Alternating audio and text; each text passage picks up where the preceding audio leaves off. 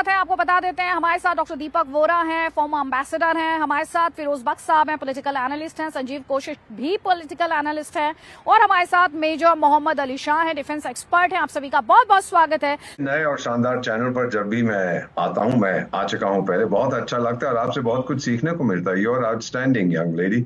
और फिर मेरा बेटा thank you Mohammad sir, Ali thank Shah you भी सो इस much, you are very program में है, काइंड टू उनकी मी। भी मैं बहुत इज्जत करता हूं। मेजर मोहम्मद अली शाह को लेकर आती हूँ।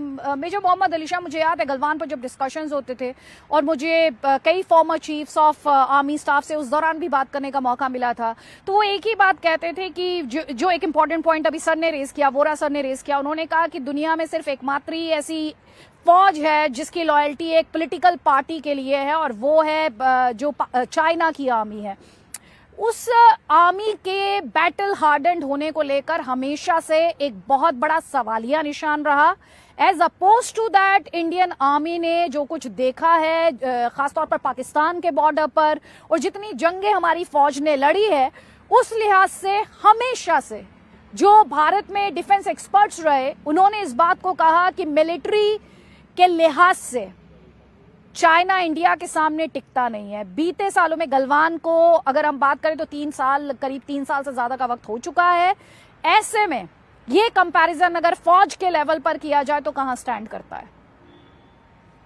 अदिति जी, शुक्रिया बहुत बहुत मेरे को यहाँ पे न्यूज़ देने के लिए। आपके चैनल पे भारत एक्सप्रेस को मैं बहुत देखता हूँ, आपके काम को मैं बहुत सराहता हूँ, फॉलो करता हूँ। और एम्बेसडर दीपक वोरा साहब की मैं क्या बताऊँ आपको, इन्होंने जो अभी बोला, अभी तकरीर करी, भाई काबिल तारीफ है। इसके बारे इसको मैं बात को और आगे बढ़ाऊंगा।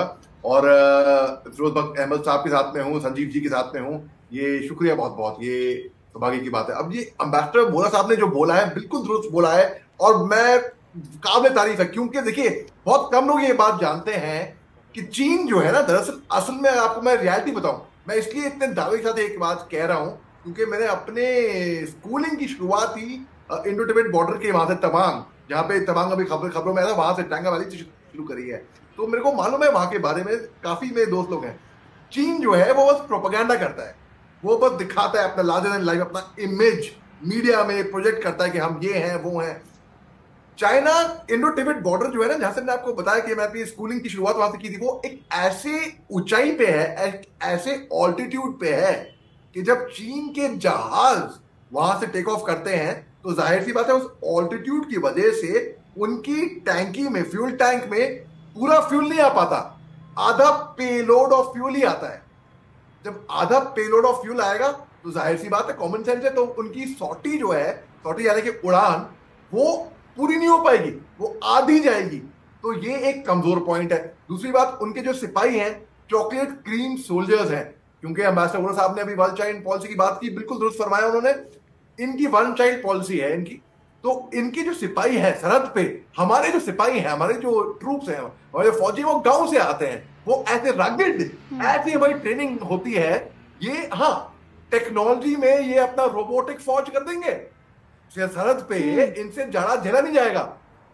और हम लोग खून जमा देने वाली ठंड पर सरहद पे अपने मुल्क की हिफाजत करते हैं। चीन ऐसा नहीं करती है। 1979 में जो 4 चोट की मार पड़ी थी इनको वियतनाम से, इनको अब तक याद है। और राजनाथ सिंह साहब ने लंदन में खड़े होके ऐसे दुरुस्त पॉइंट बताए, सटली मारा चीन को, धड़ाधड़ मारा उनको। उन्होंने बोला, और हम, ये बात फैक्ट है, हमसे जो टकराएगा चूर चूर हो जाएगा।